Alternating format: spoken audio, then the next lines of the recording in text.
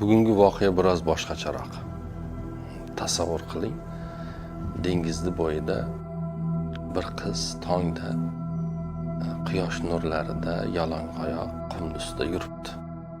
Hayotida nimadandir norozi. Nimadir o'zgarishini istaydi. O'zi turgan joydan bir 20 metr u yoqda turgan bir kafeda xizmatkor bo'lib, ya'ni ofitsiant bo'lib ishlaydi. Kafega qaytarkan qaradiki tongdan ertalabdan xo'randalar keldi kafega. Qarasa chap tomonda bir yoshi 40lardan oshgan, 50larga yaqinlashib qolgan bir odam va yonida ancha yosh bo'lgan bir ayol.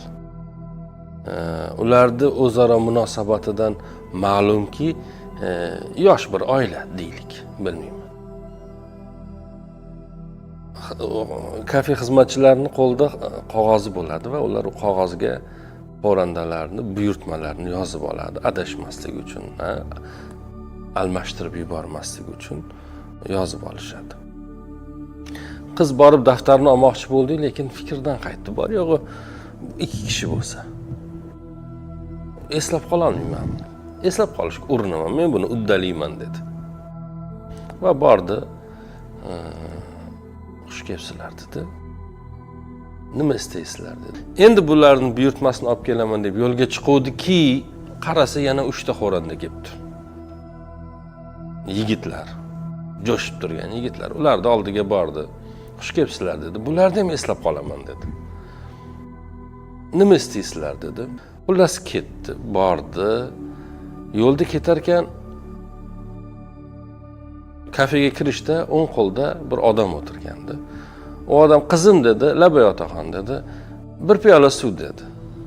Xo'p dedi, kirib ketdi, ichkariga kirdi. Barmen yoniga bordi, barmen so'radi, nima buyurtma berishdi dedi. Qiz bir qarasa hammasi esdan chiqib ketgan. Nima istayotgandi birinchi qiz? Napoleon dedimi? Choy ichaman dedimi? Bilmayman, eslolmayapti. Yondagi erkak nima istayotgandi? Steak dedi. O'rta pishganmi yo yaxshi pishganmi, xomroq bo'lsin dedimi, nima dedi? Xullas qiz qarasaki orqasida hamma narsani esdan chiqargan. Ya'ni aniq eslolmayapti. Eslayapti umumiy narsalar, lekin aniq qaysi nima buyurtma berdi? Kapuchino dedimi, amerikano dedimi, shirin dedimi, shakarli dedimi, shakarsiz dedimi, qanaqasini istayapti? Buni oxirigacha eslolmadi va bu orada barmendan gap eshitib oldi. Nega yozib olmading? Nega daftaringni olib bormading? Nega haqqing bor? Senga bu boshidan kelganingda tayinlangan emasmidi? Shu hozir bir muammo chiqsa ishdan haydalasan degan bir harxasha boshlandi. Qiz oynadan qarab hammasini bir eslashga tirishdi. Aytdiki, Napoleon shirinlik ichadi, yalpizli choy. Erkakka o'rta pishgan steak ichadi, suv. Birinchi erkakka amerikano, bu yigitlardan birinchisiga amerikano, u bo'lsin o'rta. Ikkinchisiga oddiy choy, limonli bo'lsin. Uchinchisiga kapuchino, 2 hissa shirinliksiz. Hammasini esladi, qaradi. Va xursand bo'ldi. Esladim, uddaladim buni. Men hali ishga yarayman. Men hali ko'p narsa qila olaman. Mana eslayman dedim, esladim. Yozmasdan hammasini eslayman deb o'zimga shart qo'ydim. Va buni gap eshitib bo'lsa ham, biroz kechikib bo'lsa ham esladim dedi va juda qiyinchilik bilan esladi hammasini. Barmen hammasini tayyorlab berdi. Hammasini patnisga solib olib borar ekan, qiz ichida aytdi, "Shu hozir shuni alishtirib bersam nima bo'lar ekan?"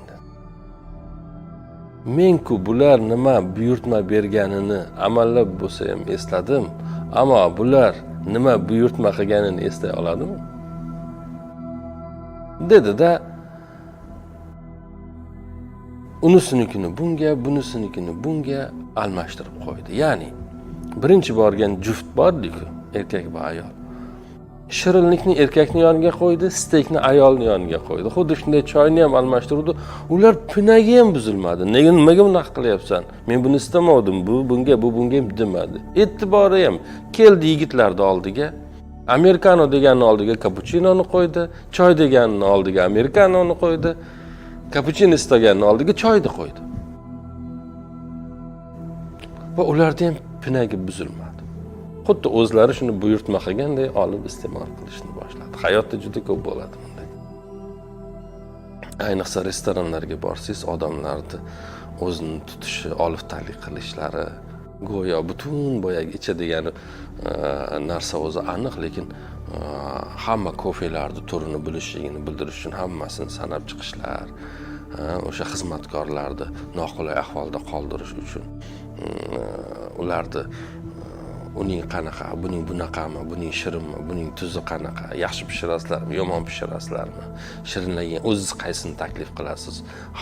Ya'ni bunaqa muomalalar bilan o'zlarini qanaqadir bir muhimroq, kiborliroq ko'rsatishga urinishlarni guvohi bo'lasiz. O'sha restoran, kafelarga kirganda 15 daqiqa kuzatingda atrofingizda odamlarni. Uyiga borsa, nima deydi? Kecha solgan quruq choyli choyni choynak ustiga qaynagan suv qo'yib ichadiganlar restoranga borsa choylarni turma-turini farqini so'rab qoladiganlar bor. Men aytmoqchimanki, biroz nosamimiy davranish bo'ladi, tutum bo'ladi odamlar tomonidan. Xullas kalom, qiz aytdiki, "Yo'q" dedi. "Bularga farqi yo'q ekan" dedi. Va shuncha boyagi eslashga uringani paytidagi iztirobdan ichida bir g'ashlik bo'ldi. Bular arzimas ekan-ku buni. O'zlari ham bilmas ekan-ku bu. Nima buyurtma qilishgan.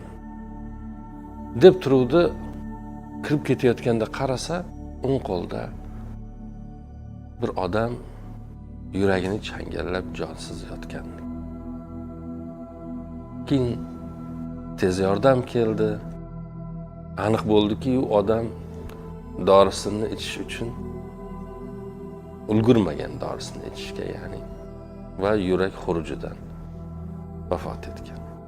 Qiz hech qachon u odam bir piyola suv so'raganini eslolmadi.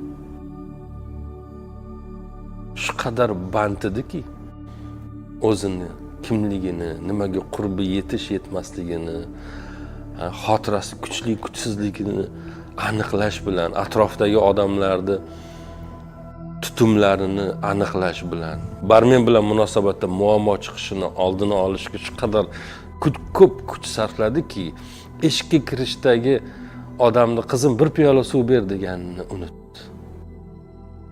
Va umrini oxirigacha qaytib eslolmadi. Biz ham hayotimizda xuddi shunaqamiz. Uni qilishim kerak, u muhim, bu muhim, bu muhim. O'sha yerda eng muhim narsa bir piyola suv. Undan ham eng muhimini aytaymi? Undan ham eng muhimi o'sha qiz daftarni olib buyurtmalarni yozish edi. Agar u doimiy vazifasini to'g'ri bajarganda, bu muammolarning birortasi bo'lmasdi. U hammasini, bu nima istaganini darrov aytgan va u cholni ham suv istaganini unutmagan bo'lardi. Biz ham hayotda juda ko'p narsalarga e'tiborsizlik oqibatida ko'p muammolarga o'zimiz tushamiz va hech qachon nima uchun bu muammolarga tushganimizni sezmaymiz. Atrofimizdagi odamlarga qilinishimiz, biz tomonidan qilinishi kerak bo'lgan ozginagina bir turtkini, bir yordamni, bir qo'l cho'zishni, bir yaxshi so'zni unutganimiz uchun ularning hayoti barbod bo'lib ketayotganini, izdan chiqib ketayotganini, vayron bo'layotganini ko'rmaymiz. Biz istaganimizcha o'zimizni oqlashga va hech qachon eng alam qiladigan va hech qachon kimnidir hayotini izdan chiqarib yuborganimizni bir umr sezmaymiz. Hatto kimnidir hayotiga nuqta qo'yganimizni eslolmaymiz. Lekin biz o'zimizni qanchalik muhimligimizni, qanchalik iqtidorimiz borligini, qanchalik hali kuchda ekanligimizni o'zimizga isbotlab yashayveramiz. Orqamizda nima bo'layotganini bilmaymiz. Bu hikoyani aytishdan maqsadim shu. Gohida biz uchun eng ahamiyatsiz ko'ringan narsa eng ahamiyatlisi bo'ladi. Biz ahamiyatli deb qarayotgan hamma narsamiz bir chaqaga arzimasligi mumkin. Biz bir chaqaga arzimaydi deyotganimiz hayotimizdagi asosiy vazifamiz bo'lishi mumkin. Mana shunaqa bu haqida o'ylab ko'rishimiz kerak, bilasizmi? Unutmasligimiz kerak bo'lgan narsa mana shu.